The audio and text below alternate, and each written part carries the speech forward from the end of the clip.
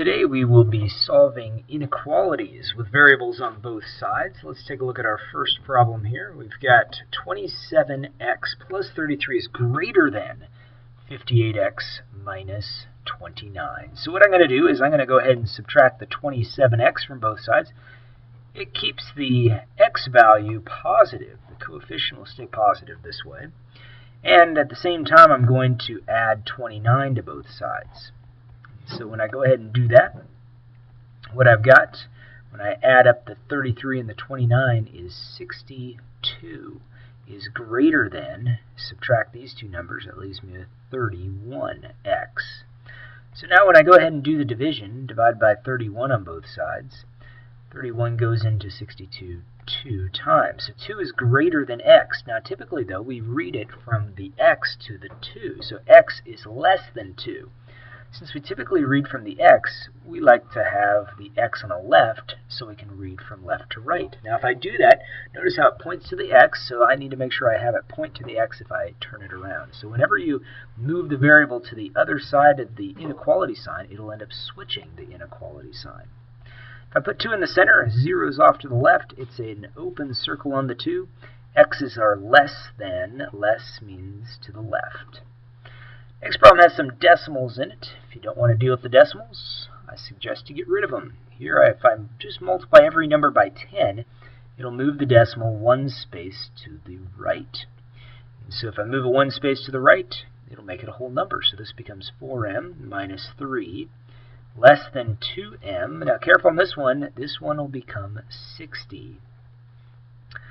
So now I'm ready to go ahead and isolate the variable. I'm going to go ahead and subtract the 2m from both sides. And I'll go ahead and add that 3 to both sides as well. And so when I do that, I'm left with a 2m is less than 63.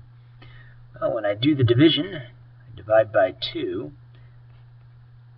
2 doesn't go in there quite evenly, so I'll just leave it as 63 halves.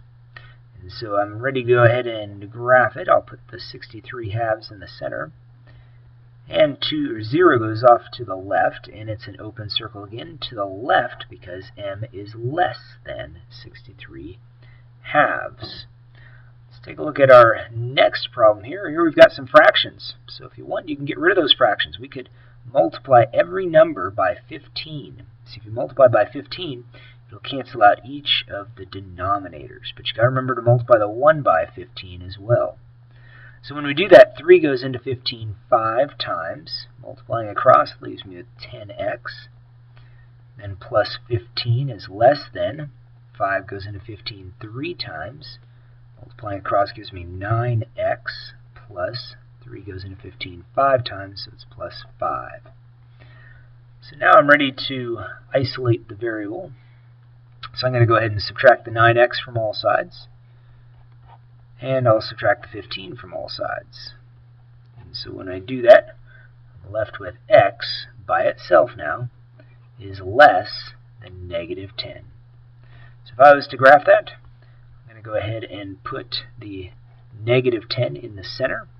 This time 0 is off to the right because I'm in the negative range. Open circle once more, and x is less, so I'm still going to the left. This next one, I'll go ahead and subtract the 4y from all sides. Notice when I do that, I end up with a negative 3y is less than or equal to 18. And so when I go ahead and divide both sides by negative 3, whenever you divide by a negative, you're going to switch the inequality sign because at one time it was less, but when you divide by the negative, it's going to switch signs. So now it's greater than or equal to, and this makes negative 6. So if I was to graph that, negative 6 is here in the center, 0 is off to the right. Closed circle this time because it's equal to. Negative 6 is one of the solutions, and all the values of y are greater, means off to the right. Looking at our next problem, it says A+ advertising charges a fee of $24. So this is like a constant. This is a starting point. Plus, so obviously that means we're going to add 10 cents per flyer. Whenever you see the word per, that tells us that we're typically going to be using our variable at this spot. The question, if they ask for the number of flyers, then definitely that's where our variable will go. if we read the problem, it says how many flyers. So yes, that's going to be our variable. So let's go ahead and write that. A plus, their inequality is, or their expression is going to be 24 plus, and then 10 cents, 0.1 per flyer. So 10 cents for every flyer. So we're going to multiply. Print more, so we'll write down print more, PM for print more, just charges 25 cents per flyer, no initial cost, so 0.25 per flyer. So initially, print more is cheaper because A plus charges $24 up front. But because their rate is higher, eventually A plus will be less. So it says how many flyers is the cost A plus advertising less than the cost of print more. Now, it looks like I have this said wrong because it says for how many flyers is the cost. Oh, okay, so we want to know how many will this one end up being less. So we go ahead and put our inequality sign pointing towards A plus. So notice how it's less than. When will A plus be less than print more? So now we're ready to go ahead and solve. So we'll go ahead and subtract this 1/10 from both sides. Notice how I'm lining up those decimals when I'm doing that subtraction. So that still leaves me with this 24 is less than 15 hundredths F. And so now I can go ahead and divide. So I'll divide by that 0.15 on both sides. So when I set up this division here, I'll write it this way. I'm going to move that decimal over 2 spaces and then add 2 zeros here. So really I'm doing 15 into 2,400. Well, 15 goes into 24. We have just one time. That makes 15. Do the subtraction. I'm left with 9. Bring down the 0. Now, 15 does go into 90 evenly. Let's try 6 times. See, that makes 5 times by 6 makes 30. 6 and 1 makes 6 plus 3 makes 9.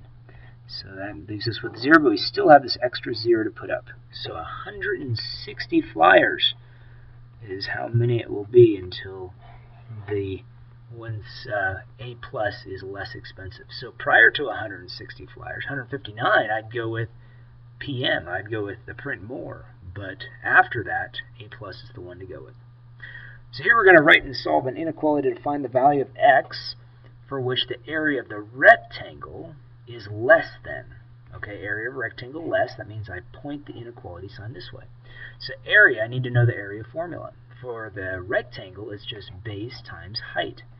But for a trapezoid, it's going to be 1/2 the height times the sum of the 2 bases. So I'm going to add the 2 bases, then multiply by half the height. So let's see what we get here.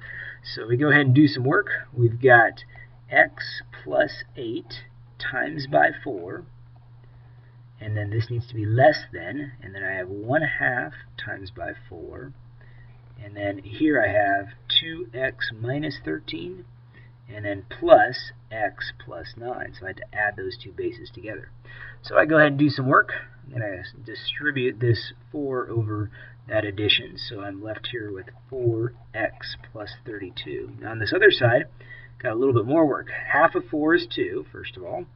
And we end up with this, let's see here, this one's going to work out good. So I have the 2x and the x make a 3x. And then the negative 13 and the positive 9 end up giving me negative 4. And then from this point, I can go ahead and distribute. Now I will get rid of those parentheses. So I'll rewrite my left side up here, 4x plus 32. And then this is less than, and then I've got 6x minus 8. Alright, so from this point, I can go ahead and start moving some terms around. I'll subtract that 32 from both sides. And I'll go ahead and subtract this 6x from both sides. So now I've got a negative 2x is less than, and then I go ahead and combine these, add them because they are the same sign, and I get 40. So I divide by the negative 2, and I have now x is greater than, I had to switch the inequality sign, greater than 20.